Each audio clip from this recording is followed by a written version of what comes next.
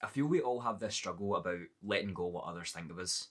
We create these scenarios that don't even exist yet taunt us when we try to express ourselves and who we actually are. I'm going to be showing you how to be more confident on camera, and well, the best way to do that is to be in the middle of it.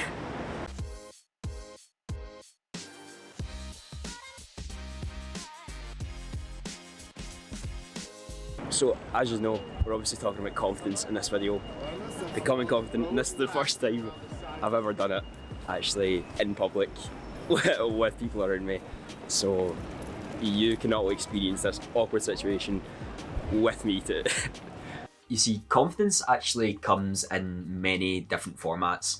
You can be super confident in one thing, but yet in another are lacking heavily. But becoming confident when talking to people or talking in front of a camera is a whole nother story. When creating content, one of the steps many people take is to add a face cam and put their content to the next level. Now, before all of you grab your pitchforks, I understand.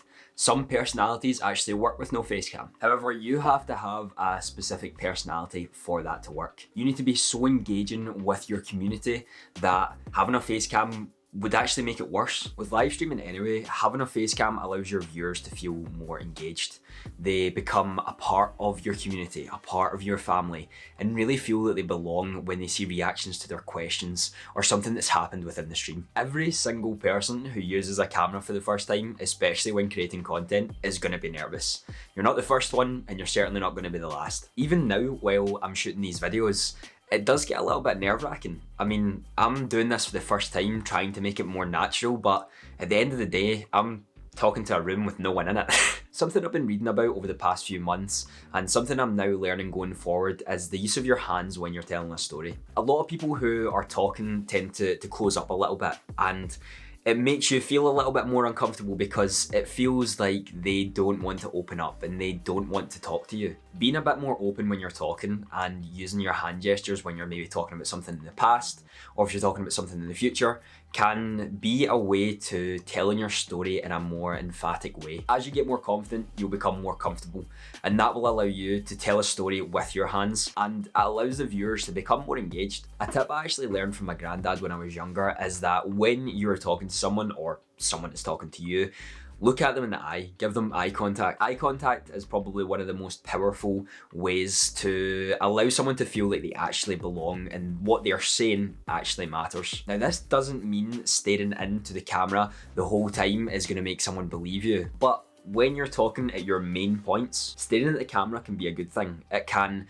allow the viewers to feel like what you are saying has purpose. If someone asks you a question and you're answering it, when talking to the main points of your answer, looking into the camera can really show that what they said you care about and you're wanting to give a genuine answer to that. Think about if you were actually having a conversation. If me and you were talking right now, would you be looking into my eyes when I'm talking? Would you be looking away, down, or around? I mean, if someone done that to me and I was talking to them, it would instantly make me feel like they had no intention of listening to what I was saying. The subtle things can make a big difference. You may actually not know that you do it, but you might be closed as a person because you're just not feeling as comfortable as you would when off camera. Work over time to become more relaxed when you're talking to a camera, like you're actually talking to someone or a family member who you're already really comfortable with. It will just allow you to feel more relaxed on camera and really be yourself. So we talked about eye contact, and I can even tell right now when I'm doing this or when I'm doing this in front of everyone, when people are actually there. It's a little bit different. You get nervous, you don't look at, you start looking at people, you start looking at what people are looking at instead of just looking at the camera and focusing on that. I think it's a thing you have to learn over time. I think it's something you have to kind of grasp and get more experience with, just being out in the open, not really looking at anyone and just focusing on the camera, focusing on what you're talking about. It can really help you just be outside that comfort zone. The final aspect I actually want to talk about today is tone of voice. Yes, I know we're talking about becoming more confident on camera, but your tone of voice actually says a lot about how confident you are. There's something that a lot of people tend to do when they're talking or telling a story. I'm going to show you two examples and then we'll point out some of the things that could be worked on. Even from first going on to this little clip, you can see there's a huge difference. It's not as bad as I thought, to be honest. There's a lot of people around. Everyone's looking at you. that's just the way it's going to go. So as you've seen from that clip, I ended most of my sentences on a high, and that doesn't really conclude the story.